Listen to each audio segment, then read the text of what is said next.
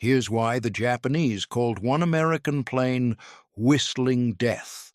And it wasn't a compliment they wanted to give. In the sweltering heat of Rabaul in 1943, a Japanese Zero pilot named Saburo Sakai watched through his canopy as a strange aircraft tore through his squadron like a chainsaw through paper. And what he saw that day would haunt Imperial naval aviation for the rest of the war. The plane had wings that bent like a seagull's, a nose so long you could barely see over it, and it moved so fast that by the time you heard its distinctive whistle, you were already dead. The F4U Corsair wasn't just another fighter. It was a mechanical nightmare that the U.S. Navy actually rejected, a death trap that killed more American student pilots during training than some planes lost in combat, and a design so fundamentally flawed that senior officers seriously considered canceling the entire program. But somehow, this ugly, dangerous, seemingly unflyable beast would go on to achieve an 11-to-1 kill ratio against Japanese aircraft, make enemy pilots literally flee at the sight of it, and become the most successful fighter in Pacific theater history. This is the story of how America's most hated fighter plane became Japan's worst nightmare, and why the road from failure to legend was paved with broken landing gear, crashed carriers, and the sheer stubborn courage of Marine pilots who refused to give up on a plane everyone else had written off. Let's go back to 1938, because that's where this whole mess started. The Navy put out a request for a new carrier fighter, and they had some pretty specific demands. They wanted something fast, something tough, and something that could take off from a carrier deck without ending up in the ocean. Chance Vought Aircraft said, sure, we can do that, and their chief designer, Rex Beisel, went absolutely insane with ambition. He decided to cram the biggest, most powerful engine available into a fighter plane, the Pratt & Whitney R2800 Double Wasp, an 18-cylinder monster that produced 2,000 horsepower. To put that in perspective, most fighters at the time were running engines with maybe 1,000 to 2,200 horsepower. Basil basically said, let's double it and see what happens. What happened was a problem, because that massive engine needed a massive propeller to convert all that power into thrust, and that propeller was over 13 feet in diameter. On a normal fighter, you'd just mount the engine up front, stick the propeller on, and call it a day. But the Corsair's propeller was so huge that if they did that, the tips would hit the ground every time the plane landed. Basil's solution was weird but genius. He invented the inverted gull wing design, where the wings bent downward from the fuselage and then straightened out. This gave the landing gear enough height to keep that monster propeller off the deck without making the gear struts so long they'd collapse on landing. It looked absolutely bizarre, like someone had designed a plane and then sat on the wings while the glue was still wet. When the prototype rolled out in 1940, people didn't know whether to laugh or applaud. It looked like a mechanical pelican that had survived a mid-air collision. The wings bent at this strange angle, the nose stretched out forever because of that huge engine, and the whole thing just looked wrong in a way that's hard to describe. Test pilots called it the hog, the bent-wing bird, the U-bird, and those were the polite names. But when they fired up that R2800 engine and took it into the sky, suddenly nobody was laughing anymore. On its first flight in May 1940, the Corsair became the first American single-engine fighter to exceed 400 miles per hour in level flight. It hit 405 miles per hour, which was absolutely bonkers for the time. The Zero, which was Japan's frontline fighter, maxed out at around 330 miles per hour. The Corsair was 75 miles per hour faster, and that speed difference meant life or death in aerial combat. If you're faster, you control the engagement. You decide when to fight and when to run. The Navy saw those numbers and immediately ordered production models, because finally here was a fighter that could outrun, outgun, and outclimb anything the Japanese had. They envisioned entire carrier decks packed with Corsairs dominating the Pacific skies. There was just one tiny problem. The plane was a widowmaker. The trouble started the moment pilots tried to land these things on carriers. Carrier landings are already incredibly difficult under normal circumstances because you're essentially trying to land on a moving postage stamp in the middle of the ocean while traveling over 100 miles per hour. But the Corsair made this nearly impossible for several reasons that all compounded into a perfect storm of disaster. First, that long nose. When you're coming in for a carrier landing, you need to see the landing signal officer who's standing on the deck giving you hand signals to adjust your approach. In most fighters, you could see over or around the nose well enough to track the LSO and the deck. In the Corsair, the nose was so long and angled upward during landing approach that the pilot literally couldn't see anything in front of him. Pilots described it as trying to land while looking through a mailbox slot.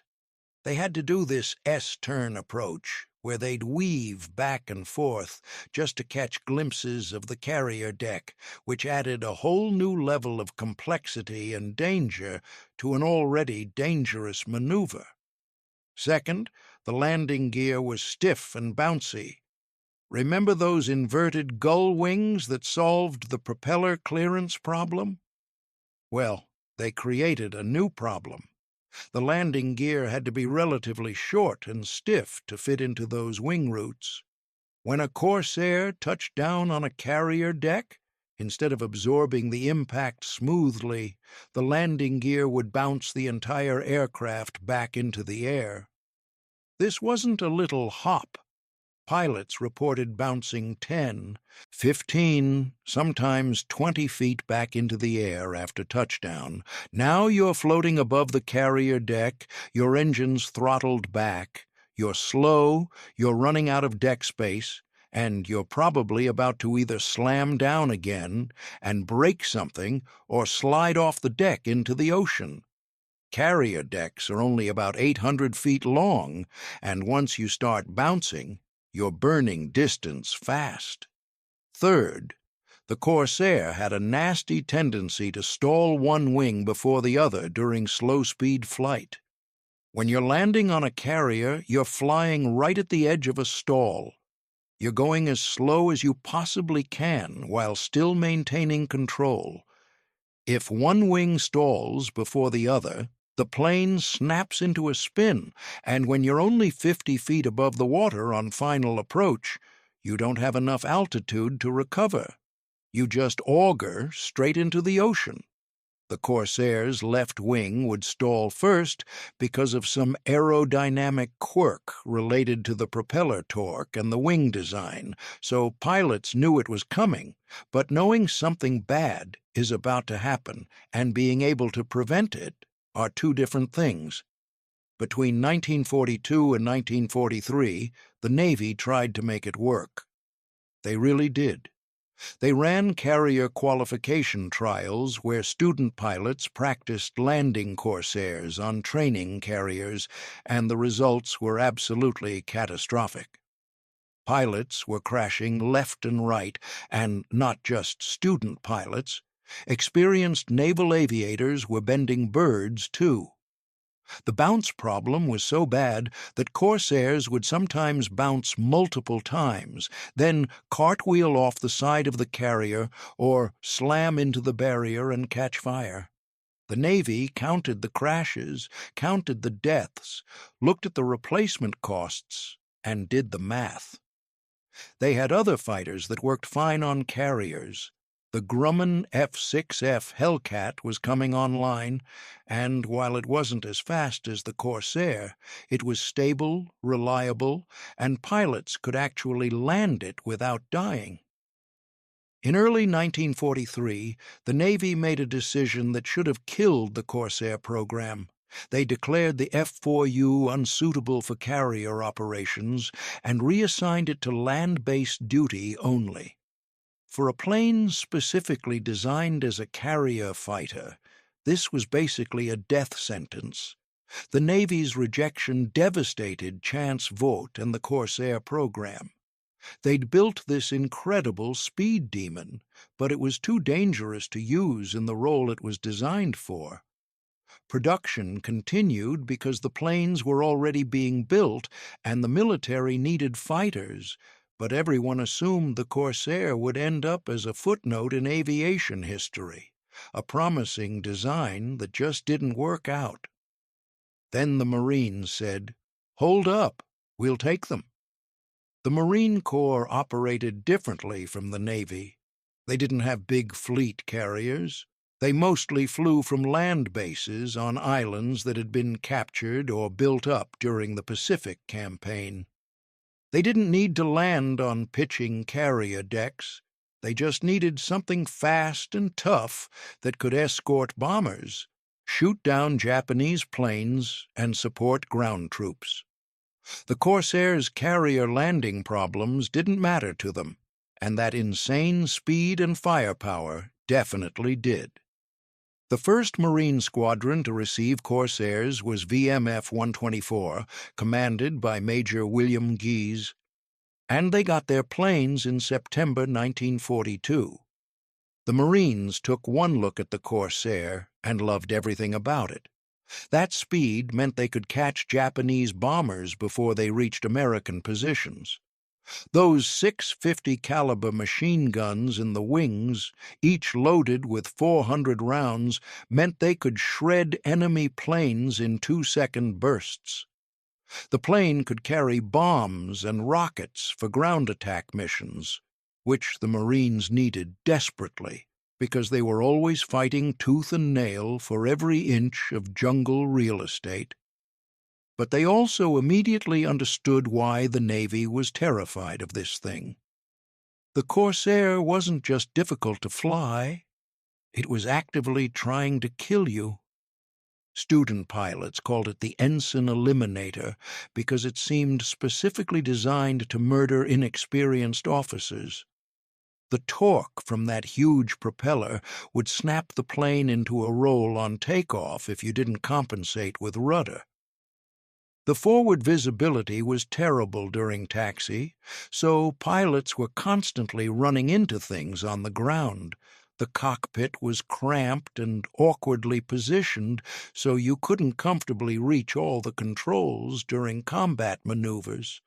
The stall characteristics were vicious and unpredictable. And God help you if you had to bail out, because the horizontal stabilizer was positioned perfectly to decapitate you as you exited the cockpit. The Marines started training their pilots on Corsairs, and the accident rate was horrifying. Pilots would take off, fail to compensate for the torque, roll inverted, and slam into the ground before they even got their landing gear up. They'd come in too slow on landing, drop a wing, and cartwheel across the runway in a spectacular explosion of aviation fuel and twisted metal. They'd lose sight of the ground during taxi and run the wing into a building or another aircraft. They'd practice dogfighting maneuvers, pull too hard, snap the plane into an accelerated stall, and spin into the ocean. Every week, it seemed like another pilot died in a training accident. But here's the thing about Marines: they're stubborn. When something is difficult, they don't quit. They figure it out. When a plane wants to kill them, they don't ground the plane. They learn to respect it and master it. The Marines developed new training protocols specifically for the Corsair. They taught pilots to add extra right rudder during takeoff to counter the propeller torque. They taught them to keep the tail low during taxi so they could see over the nose. They taught them the exact speed and angle for landing approach that minimized the bounce effect. They taught them to recognize the feel of an impending stall and add power before the wing dropped. They taught them to keep the stick neutral when bailing out and kick away from the plane as hard as possible. Slowly, painfully, the accident rate started to drop. Pilots stopped fighting the Corsair and started working with it. They learned its quirks and limitations and developed techniques to compensate. They discovered that if you knew what you were doing, the Corsair wasn't a death trap. It was a weapon. By early 1943, VMF 124 deployed to Guadalcanal, and they were about to find out if all that training and all those dead pilots had been worth it. Guadalcanal was hell on earth in 1943. The island was a fetid, disease-ridden jungle filled with Japanese troops who would rather die than surrender, and the skies above it were a shooting gallery where American and Japanese pilots fought daily battles for air superiority. The Marines had been there since August 1942, and they'd been flying a mix of Wildcats and P-40s, which were fine planes but outmatched by Japanese Zeros in almost every category except durability. When VMF 124 arrived with their Corsairs, the Japanese pilots initially thought they were going to be easy pickings. Intelligence reports had told them about a new American fighter with bent wings, and they'd seen photos that made it look ungainly and awkward. Some Japanese pilots literally laughed when they first saw Corsairs in the air, because the things just looked wrong. That laughter lasted about 5 seconds. On February 14, 1943, a flight of Corsairs from VMF 124 encountered a formation of Japanese bombers escorted by Zeros over Bougainville. The Marine pilots pushed their throttles forward, and suddenly they were doing 400 miles per hour, blowing past the Zeros like the Japanese planes were standing still. The Zero pilots tried to turn with the Corsairs because the Zero's one advantage was its incredible maneuverability. It could turn inside anything America had. But the Corsairs didn't turn with them. They used boom and zoom tactics, diving down from above at insane speeds, firing a burst that would saw a Zero in half, then using their momentum to climb back up to altitude before the Zeros could react. The Zeros couldn't catch them because the Corsair was too fast. They couldn't dive away because the Corsair was faster in a dive. They couldn't climb away because the Corsair had better rate of climb. The Japanese pilots found themselves completely helpless, watching their bombers get torn apart by these bent-wing monsters they couldn't touch. In that first engagement, VMF 124 shot down 4 Japanese aircraft without losing a single Corsair. That ratio would become typical. Over the next few months, Marine Corsair squadrons deployed throughout the Solomon Islands, and they absolutely devastated Japanese air power. The Corsairs would escort American bombers to targets deep in Japanese-held territory, and when Japanese fighters scrambled to intercept, the Corsairs would slaughter them. They'd patrol over American positions, and any Japanese plane that approached would either get shot down or flee. They'd strafe Japanese airfields, destroying planes on the ground before they could take off. They'd hunt Japanese bombers trying to attack American ships and shoot them into the ocean.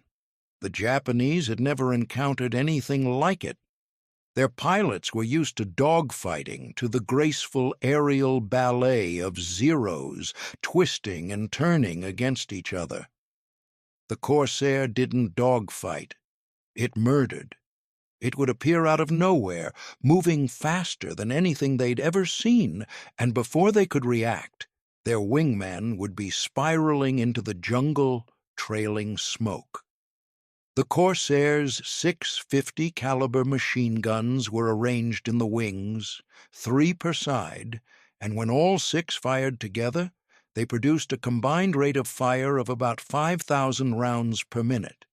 That's 83 rounds per second of armor-piercing and incendiary ammunition.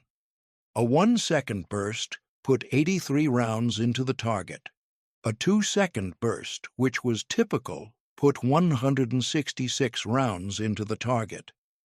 The Zero was built light to maximize maneuverability, which meant it had almost no armor and no self-sealing fuel tanks. A 2-second burst from a Corsair would punch so many holes in a Zero that it would literally disintegrate in midair or explode as tracer rounds ignited the fuel.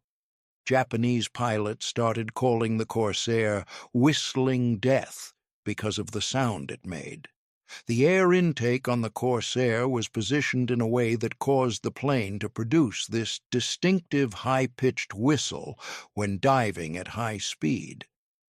Japanese pilots learned to recognize that sound, and when they heard it, they knew someone in their formation was about to die. The psychological impact was devastating. Pilots would hear the whistle, their heads would snap around looking for the threat, and by the time they spotted the Corsair, it was already firing. The survivors would return to base traumatized, reporting encounters with this impossibly fast demon plane that appeared from nowhere and vanished before you could fight back. Japanese intelligence officers tried to develop tactics to counter the Corsair, but there weren't any good options. You can't outturn something that won't turn fight with you. You can't outrun something that's 75 miles per hour faster than you. You can't outclimb something with a better power-to-weight ratio. The best advice they could give was try to avoid them, which wasn't exactly a winning strategy. By mid-1943, Japanese pilots were becoming genuinely afraid of Corsairs. When they spotted bent wings in the distance, formations would sometimes break up and run without even attempting to fight. This was the same Japanese naval aviation that had conducted the Pearl Harbor attack, that had swept through the Pacific in 1942, believing themselves invincible.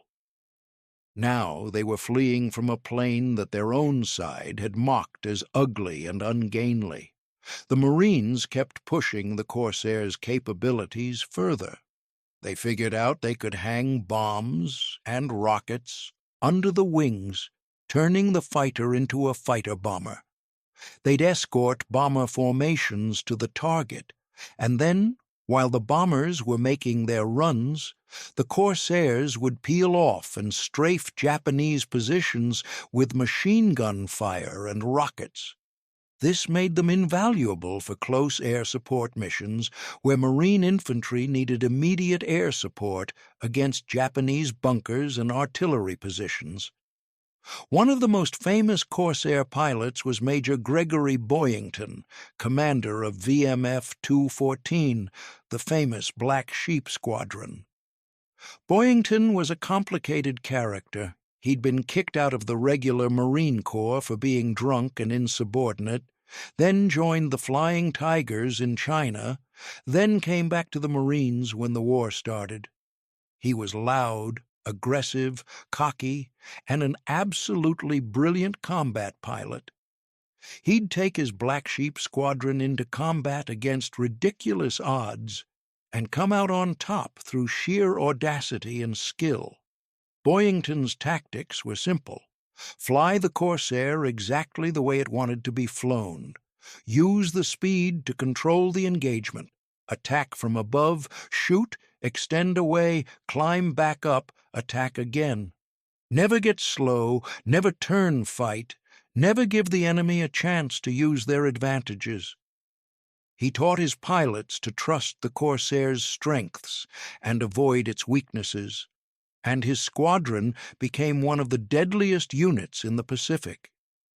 In one 3-month period from September to December 1943, VMF-214 shot down 94 Japanese aircraft while losing only 12 planes. Boyington personally shot down 22 Japanese planes during this period, adding to the 6 he'd claimed with the Flying Tigers, giving him 28 total kills.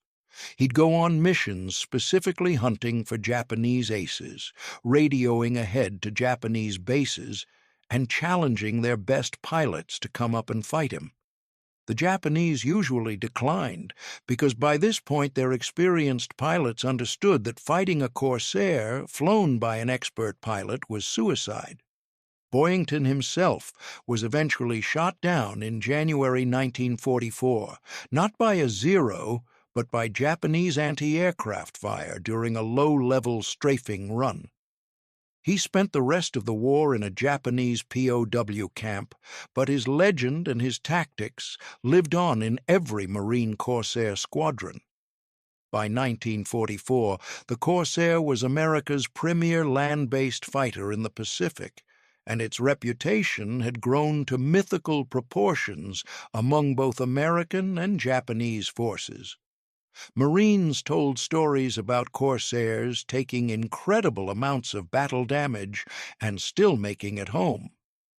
That R-2800 engine was practically indestructible. Pilots reported limping back to base on one cylinder bank after the other had been shot full of holes. The airframe was tough as nails, with multiple redundant control systems. There are documented cases of Corsairs returning to base with wings that looked like Swiss cheese, with control surfaces mostly shot away, with entire sections of tail missing, and the planes still flew well enough to land safely. One famous incident involved a Corsair flown by Second Lieutenant Robert Hansen, who got into a dogfight with several Zeros over Rabaul. His Corsair took multiple 20mm cannon hits that knocked out his radio, destroyed his hydraulic system, punched holes through both wings, and blew away part of his tail. The plane was shaking so badly he could barely control it, and fuel was streaming from punctured tanks. He managed to nurse it back to base and land with no flaps, no brakes, and barely any control authority, sliding off the end of the runway into a ditch. The plane was written off as unsalvageable, but Hansen walked away without a scratch and was flying a new Corsair 2 days later. The Marine Corps started producing Corsair aces at an incredible rate. An ace is a pilot who's achieved 5 or more confirmed air-to-air kills, and it typically takes a combination of skill, opportunity, and survival to reach that mark. Marine Corsair pilots were becoming aces after just a few weeks in combat because the plane gave them such an overwhelming advantage. Pilots like Ken Walsh, Don Aldrich, Robert Hansen, and Joe Foss were shooting down Japanese planes in double digits, and many of them survived the entire war because the Corsair was so good at keeping them alive. Meanwhile, the Navy was watching all this and feeling pretty stupid. Here was this plane they'd rejected as too dangerous for carrier operations, and it was absolutely dominating in the Pacific. The Marines were racking up incredible kill ratios, Marine pilots were becoming national heroes, and the Navy was still flying Hellcats that were good, but not Corsair-level good. So the Navy swallowed its pride and said, okay, maybe we should take another look at this. Chance Vought had continued developing the Corsair throughout 1943 and 1944, making modifications to address the carrier landing problems. They raised the pilot's seat by 7 inches and changed the canopy design, which dramatically improved forward visibility. They added a small spoiler to the right wing that disrupted airflow, and fixed the stalling problem. They modified the landing gear oleo struts to make them less bouncy. They added a curved plate to the tail wheel to prevent the plane from bouncing back into the air after touchdown. All of these changes were incorporated into a new variant called the F4U-1A, and by late 1944, the Navy decided to give carrier operations another shot. The Navy's second carrier trials went much better than the first. The improved visibility meant pilots could actually see the landing signal officer and the deck. The modified landing gear still bounced sometimes, but not as severely, and pilots learned techniques to compensate. The wing stall issue was mostly resolved. There were still accidents. The Corsair would never be an easy plane to land on a carrier, but the accident rate dropped to acceptable levels. In early 1945, Navy Corsair squadrons started deploying on carriers for the first time, and they immediately proved their worth. By 1945, the air war in the Pacific had shifted dramatically. Japan was losing badly, their experienced pilots were mostly dead, and they were throwing barely trained teenagers into combat in obsolete aircraft. They'd developed kamikaze tactics, where pilots would deliberately crash their planes into American ships because they couldn't win conventional air battles anymore. The Corsair became the primary defense against kamikaze attacks. Navy Corsairs flying combat air patrol over the fleet would intercept incoming kamikaze formations and shoot them down before they reached the ships. The Corsairs' speed meant they could intercept kamikazes further out from the fleet, giving more time to shoot them down. The heavy firepower meant a 1 or 2 second burst would destroy most Japanese planes before they could react. During the Battle of Okinawa in 1945, which was the largest kamikaze operation of the war, Corsairs shot down hundreds of attacking Japanese planes. The Navy counted up the numbers and found that Corsairs were shooting down kamikazes at a rate of about 2 per sortie, which was unprecedented. Pilots would land on their carriers, rearm and refuel in 15 minutes, and go back out for another patrol. Some pilots flew 4 or 5 sorties in a single day during the height of the kamikaze attacks. The Corsair also played a major role in the final air battles over Japan itself.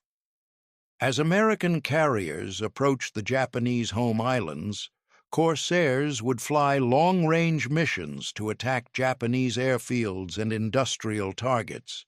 They'd shoot down whatever Japanese fighters still dared to take off, then strafe anything on the ground.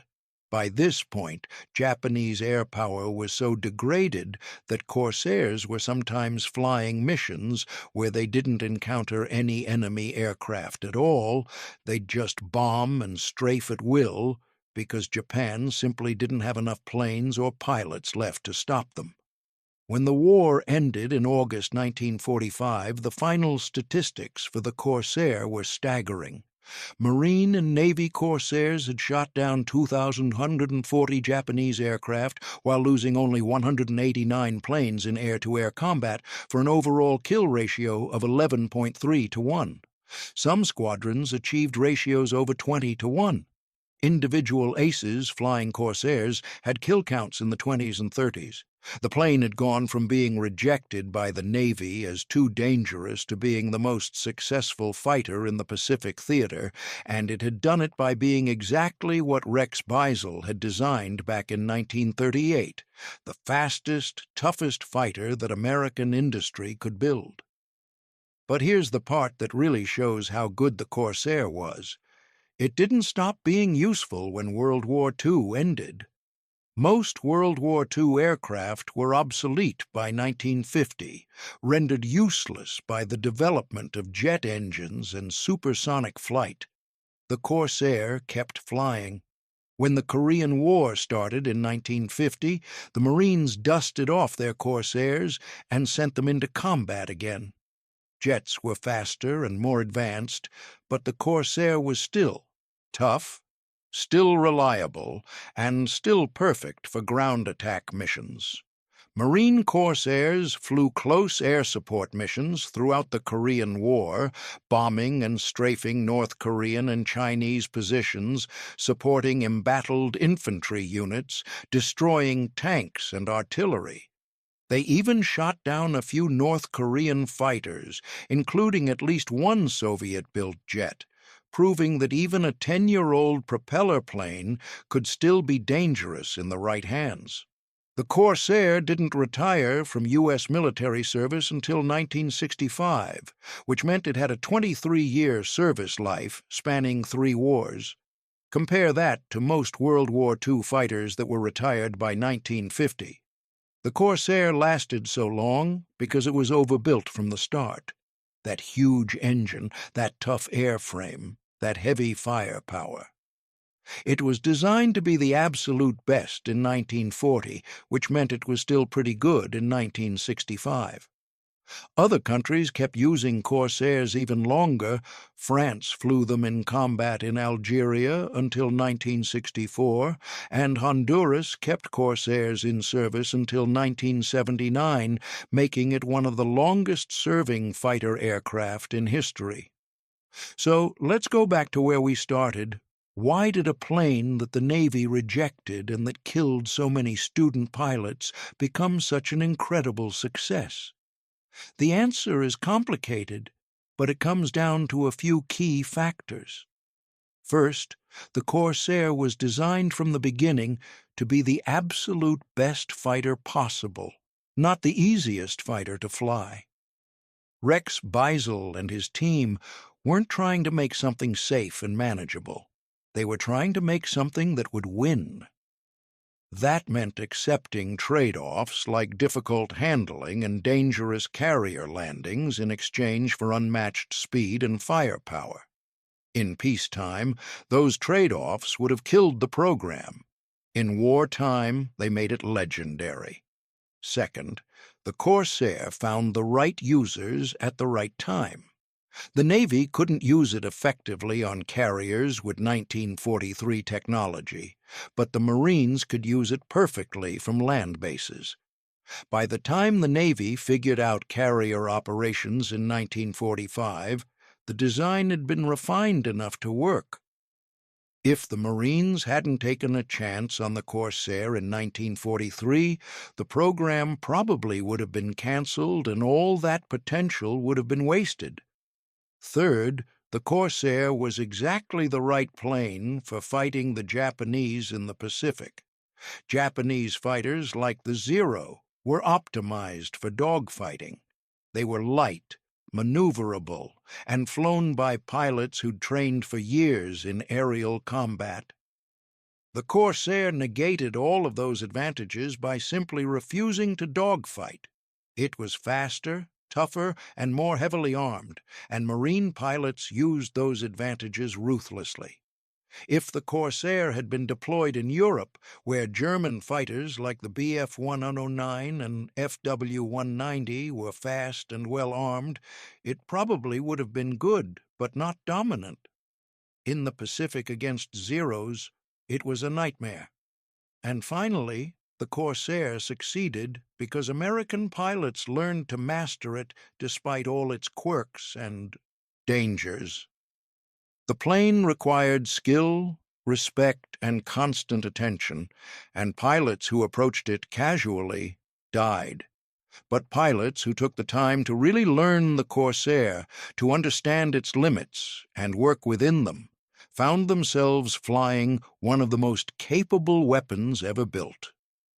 The Marines lost a lot of student pilots learning to fly Corsairs, and that's tragic, but the pilots who survived that brutal training became some of the most skilled aviators in American history.